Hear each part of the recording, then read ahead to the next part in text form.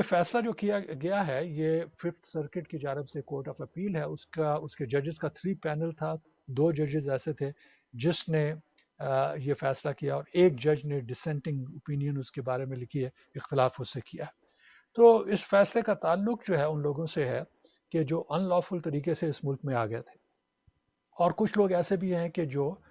Decades پہلے، 10 سال، 15 سال، 20 سال پہلے، چند لمحے کے لیے تصور کیجئے کہ وہ بارڈر کراس کر کے آ گئے تھے. ان لافل ایڈمیشن جو ہے وہ اور بھی کئی طریقوں سے ہو سکتا ہے، لیکن لیٹ سے کہ وہ شخص جو ہے وہ بارڈر کراس کر کے اب یہاں پہ آ گئے. اب یہاں پہ آنے کے بعد انہوں نے کوئی ایسی ایپلیکیشن فائل کی ہے جس سے انہیں کچھ رعایت اور مراعات مل سکتی ہیں اور امیگریشن کا سٹیٹس مل سکتا ہے. تو فیصلہ یہ آیا ہے کہ ایسا شخص کے جو ان لافل سٹیٹس میں اس ملک میں آیا تھا، اور اگر اس کو اریسٹ کر لیا جاتا ہے، اور وہ اریسٹ جو ہے وہ کئی برسوں کے بعد ہے، اور اس حقیقت کو بھی چند لمحے کے لیے تسلیم کر لیجئے کہ اس شخص کی فیملی یہاں پہ موجود ہے، بچے یہاں پہ موجود ہیں، اور سب جو ہے، کسی کا بھی کوئی کرمنل ریکارڈ نہیں ہے، بڑی اچھی فیملی ہے، مل کے کام کرتی ہے، اس ملک میں ٹیکسز وغیرہ پہ کر رہی ہے. لیکن اگر وہ ان لافل سٹیٹس رکھنے والا شخص جو ہے کسی وجہ سے بھی اریسٹ ہو جاتا ہے، تو پھر اس کو رہا نہیں کیا جائے گا بانڈ کے اوپر. پہلے تو یہ ہوتا تھا کہ کوئی شخص یہاں پہ موجود ہے، چاہے وہ ان لافل طریقے سے آیا، لافل طریقے سے آیا، اور یہاں پہ موجود ہے، اور خاص طور پہ ایسے لوگ کہ جو کئی برسوں سے یہاں پہ موجود ہیں، ان کے لیے یہ طریقہ موجود تھا کہ وہ ضمانت کے اوپر باہر آ جاتے تھے. لیکن اب یہ جو لا بنا ہے، اس میں یہ جو فیصلہ آیا ہے، اس کی وجہ سے جو لا بن گیا ہے وہ یہ ہے کہ ایسے لوگوں کو جو ہے اب ضمانت کے اوپر، چاہے وہ 10,000 کی ضمانت ہے یا 20,000 کی ضمانت ہے، اس ضمانت پہ جو ہے اسے رہا نہیں کیا جائے گا. ٹریڈیشنلی ہم نے دیکھا کہ ضمانت اس لیے روک دی جاتی تھی کہ اگر یہ پتا چلتا تھا، ایڈمنسٹریشن کو یہ پتا چلتا تھا، اور کہ ایسا شخص جو ہے وہ فلائٹ رسک ہے. اس سے مراد یہ ہے کہ اگر اس کو ضمانت پہ رہا کر دیا جاتا ہے تو یہ شخص جو ہے وہ غائب ہو جائے گا، اور آئندہ جو ہیئرنگ ہے اس کو اٹینڈ کرنے کے لیے نہیں آئے گا. یا پھر پبلک سیفٹی کا معاملہ ہے، یا پھر ایسا شخص ہے کہ جس کا کچھ کرمنل ریکارڈ وغیرہ ہے. تو اس بنیاد پہ جسٹیفیکیشن تو موجود ہوتی تھی کہ ایسے شخص کو ضمانت پہ رہا نہ کیا جائے. لیکن اب جو ہے اس کے علاوہ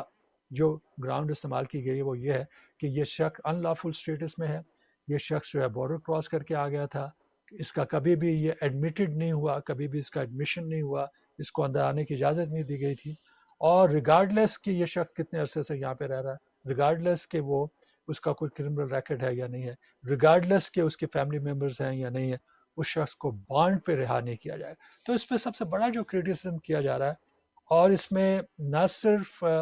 ہیومن رائٹس آرگنائزیشنز ہیں، بلکہ باقی جو کورٹس ہیں اس ملک کی، اور بہت سی فیڈرل کورٹس ہیں جنہوں نے یہ فیصلے دے رکھے ہیں کہ جس میں کہا گیا کہ اگر ایسا شخص جو ہے وہ موجود ہے، ان لافل اسٹیٹس کا بھی میں ہے، لیکن کوئی کرمنل ریکارڈ نہیں ہے، اس کے خلاف کوئی ڈیپوٹیشن کے آرڈر نہیں ہے، تو اس شخص کی ضمانت جو ہے وہ منظور کر لینی چاہیے. تو اب ہم دیکھ رہے ہیں کہ ایک کنٹیسٹڈ ایشو ہمارے سامنے آ گیا، جس میں کچھ فیڈرل کورٹس جو ہیں، خاص طور پر وہ فیڈرل کورٹس کہ جو ریڈ اسٹیٹ کے اندر جن کی موجودگی ہے، وہ تو اس ضمانت کے ایشو کے اوپر ٹرمپ انتظامیہ کا ساتھ دیں گے. اور دوسری جانب جو ہے، جو بلو اسٹیٹ ہے، اس کے اندر جو ہے اس کے بارے میں خاصا رد عمل نظر آ رہا ہے کہ ایسا نہیں ہونا چاہیے تھا. اگر ان لافل طریقے سے بھی کوئی شخص آ جاتا ہے تو اس کے ساتھ یہ زیادتی نہیں ہونی چاہیے، اس لیے کہ لیٹ سے کہ اگر کسی شخص نے پولیٹیکل اسائلم کے لیے اپلائی کر رکھا ہے، تو پولیٹیکل اسائلم کے کیسز جو ہے وہ رن ہونے میں اور ان کا ڈیسیجن آنے میں کئی کئی سال لگ جاتے ہیں. تو کویشچن یہ پیدا ہوتا ہے کہ کیا یہ کئی سال تک اس شخص کو جو ہے وہ ڈیٹینشن میں رکھیں گے؟ ایسا کیسے پاسبل ہو سکتا ہے؟ لیکن اس فیصلے کا جو فوری اثر ہے وہ یہ ہے کہ وہ شخص باہر نہیں آ سکے گا. وہ اس نے جو بھی ریلیف کے لیے اپلائی کیا ہوا ہے، اس ریلیف کے بارے میں وہ کارروائی کرتا رہے، لیکن اسے باہر آنے کی اجازت نہیں دی جائے گی. تو میں یہ سمجھتا ہوں کہ اس کے بارے میں جو ہے ہم دیکھیں گے کہ یہ معاملہ جو ہے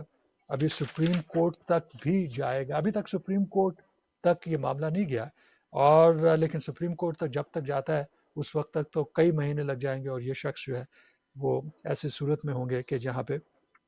ان کو ریلیز نہ کیا جا سکے. پہلے کبھی بھی ایسا نہیں ہوا. بائیڈن ایڈمنسٹریشن اور بائیڈن ایڈمنسٹریشن سے پہلے جو ہے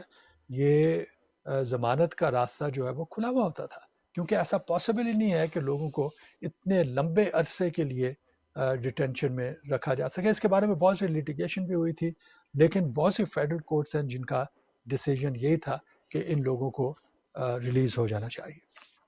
اب دیکھیے اس کے بارے میں مزید کیا ہوتا ہے. اس کے بارے میں جو بھی نئی انفارمیشن آئی یقیناً میں آپ کے ساتھ شیئر کر سکوں گا. اچھا جناب، ہمارا ایک اور موضوع جو ہے وہ ان لوگوں کے بارے میں جو ہے ایکسکیوز می، ہمارا نیا موضوع جو ہے وہ ان لوگوں کے بارے میں جو امریکن سٹیزن شپ کے لیے اپلیکیشنز جو ہیں جنہوں نے ریسنٹلی فائل کی ہیں اور جن کے انٹرویو اور ان کی اپلیکیشن کی پروسیسنگ جو ہے وہ نئی پالیسی کے مطابق ہوگی. آپ کو معلوم ہے کہ اکتوبر 2025 میں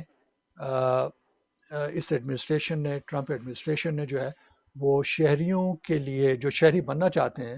ان کے لیے جو پالیسی بنائی ہے وہ خاصی اسٹرنجنٹ پالیسی ہے،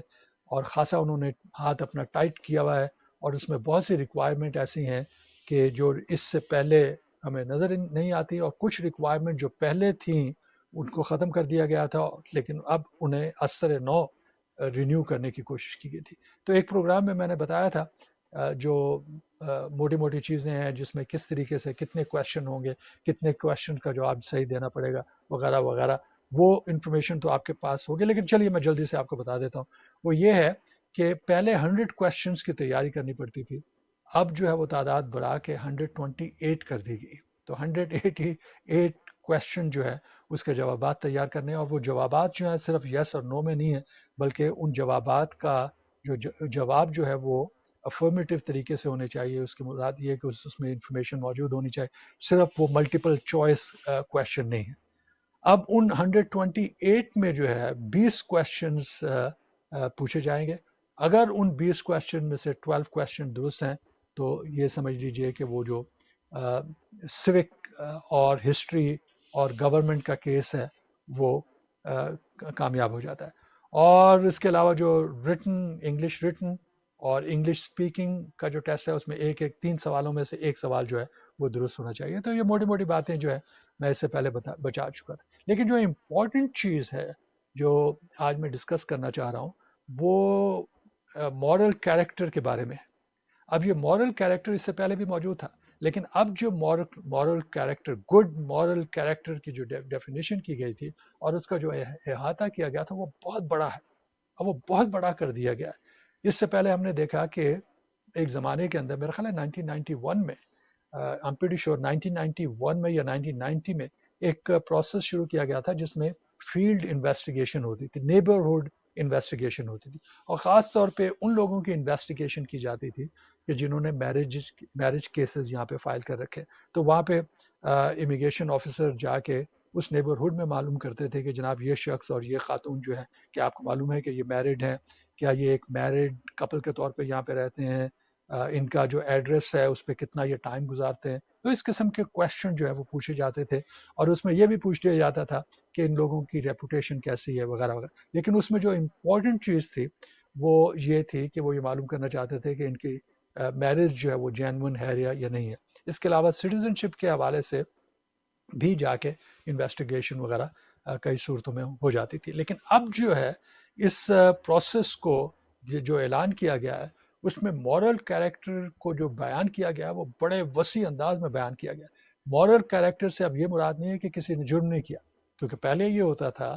کہ جس وقت آپ سٹیزن شپ کی اپلیکیشن دیتے ہیں تو اس میں گورنمنٹ جو ہے وہ یہ دیکھتی ہے کہ اس شخص کا کوئی کرمنل ریکارڈ تو نہیں ہے. اگر اس شخص کا کوئی کرمنل ریکارڈ نہیں ہے تو ویری گڈ. اس نہ اس مطلب کرمنل ریکارڈ نہ ہونے کی وجہ سے یہ اسیوم کیا جاتا تھا، یہ تصور کر لیا جاتا تھا، یہ مان لیا جاتا تھا کہ وہ شخص جو ہے گڈ مورل کیریکٹر رکھتا ہے، یعنی اس کا اخلاقی رویہ جو ہے وہ درست ہے، اس کی اخلاقی حیثیت جو درست ہے، تو وہ گڈ مورل کیریکٹر. تو اس میں مزید چھان بین نہیں کی جاتی تھی. لیکن اب یہاں پہ جو پالیسی بنائی گئی وہ یہاں پہ نہیں رکتی. یہ بھی دیکھتے ہیں کہ اس کے کوئی کرائم تو اس نے نہیں کیا ہوا، لیکن اس کرائم کے علاوہ اگر نہیں بھی کیا ہوا تو پھر وہ ایک اور سٹیپ آگے بڑھتے ہیں اور وہ کہتے ہیں کہ اب ثابت کیجئے کہ آپ کا کیریکٹر جو ہے گڈ مورل کیریکٹر. اب گڈ مورل کیریکٹر میں نہ صرف یہ ہے کہ آپ اس ملک کے آئین کی